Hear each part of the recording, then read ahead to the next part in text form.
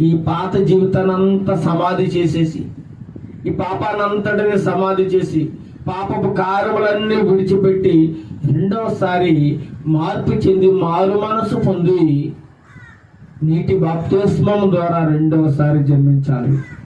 అప్పుడు మాత్రమే నీకు పరలోక రాజ్యములో చోటు దొరుకుతుందని దేవుడు స్వయముగా నికోదేముతో మాట్లాడుతున్నాడు. నికోదేముతో ఈ ఉదయకాల సమయంలో ఈ వాక్యం వింటున్న నీతో నాతో కూడా మాట్లాడుతున్నాడు. దేవుడు నీతో నాతో కూడా మాట్లాడుతున్నాడు. మరి నువ్వు రెండవసారి జన్మించవా లేదా? రెండవసారి జన్మించవా లేదా? మొదటిసారి జన్మించావు.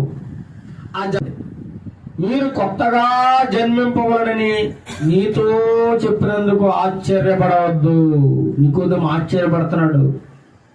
ఏంటి ఇతను ఇలా మాట్లాడుతున్నాడు? ఏంటి యేసుక్రీస్తు ప్రభు